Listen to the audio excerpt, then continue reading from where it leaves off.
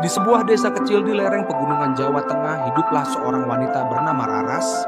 Ia cantik namun kesepian.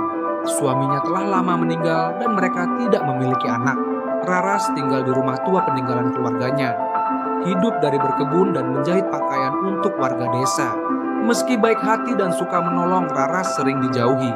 Ia kerap berbicara sendiri. Dan kadang terdengar suara nyanyian lembut dari rumahnya saat malam. Warga mulai bergosip, menuduhnya memelihara makhluk halus atau mempelajari ilmu hitam agar tetap awet muda. Suatu hari, seorang anak laki-laki bernama Bayu hilang. Ibunya menangis dan warga mencari ke hutan, sawah, dan sungai, namun tak ditemukan. Beberapa hari kemudian, Bayu kembali. Aneh, ia tampak sehat dan bersih, bahkan membawa buah-buahan segar.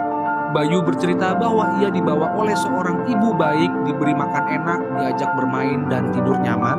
Ia ingin tinggal lebih lama, tapi ibu itu berkata bahwa orang tuanya mencarinya, jadi ia harus pulang. Warga mulai curiga pada Raras. Beberapa lelaki mendatangi rumahnya malam hari, tapi rumah itu kosong. Sejak malam itu Raras tak pernah terlihat lagi. Tahun-tahun berlalu, anak-anak yang diperlakukan buruk oleh orang tuanya mulai hilang secara misterius. Ketika kembali, mereka bercerita tentang wanita tinggi berambut panjang. Wajahnya kadang lembut, kadang menyeramkan. Ia tinggal di rumah besar di atas bukit, dikelilingi pepohonan dan suara jangkrik. Tapi anak-anak itu selalu kembali sehat, membawa makanan atau mainan asing. Masyarakat yakin sosok itu adalah arwah Raras, Wewe Gombel. Menurut kepercayaan, Wewe Gombel bukan hantu jahat. Ia mengambil anak-anak yang disia-siakan orang tuanya, lalu merawat mereka dengan kasih yang tak ia miliki semasa hidup. Jika orang tua berubah dan menyadari kesalahan, ia akan mengembalikan anak itu, namun tak semua orang tua sadar. Beberapa anak tak pernah kembali. Legenda Wewe Gombel menyebar dari desa ke desa. Cerita ini menjadi peringatan. Jangan abaikan anakmu, atau Wewe Gombel akan datang saat malam. Ia menyelinap lewat jendela, memeluk anakmu dengan tangan dingin dan membawanya ke tempat yang tak bisa kau jangkau. Konon, pada malam tertentu di bulan purnama, jika kau berjalan ke hutan dan mendengar nyanyian lembut, jangan dekati.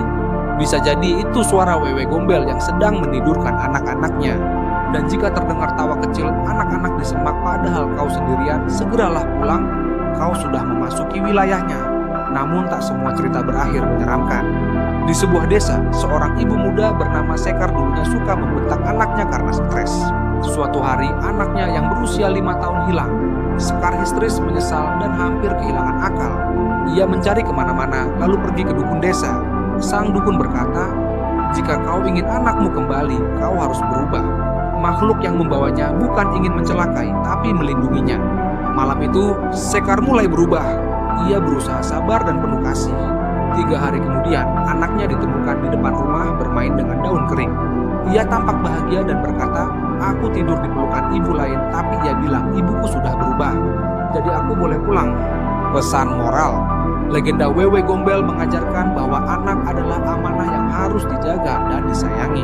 Sosok Wewe Gombel bukan sekadar makhluk menyeramkan, tapi simbol kasih sayang seorang wanita yang dirampas kesempatannya menjadi ibu. Ia hadir sebagai pengingat bahwa perlakuan buruk terhadap anak akan berdampak besar. Dan kasih sayang adalah hak setiap anak. Jika orang tua lalai, bukan mustahil cinta itu akan dicari di tempat lain, meski harus dibawa oleh sosok dari dunia lain. Lebih dari itu, cerita ini mengajarkan bahwa cinta, perhatian, dan tanggung jawab dalam keluarga adalah pondasi utama bagi tumbuh kembang anak. Jangan tunggu Wewe Gombel datang untuk menyadarkanmu, karena tidak semua anak akan pulang.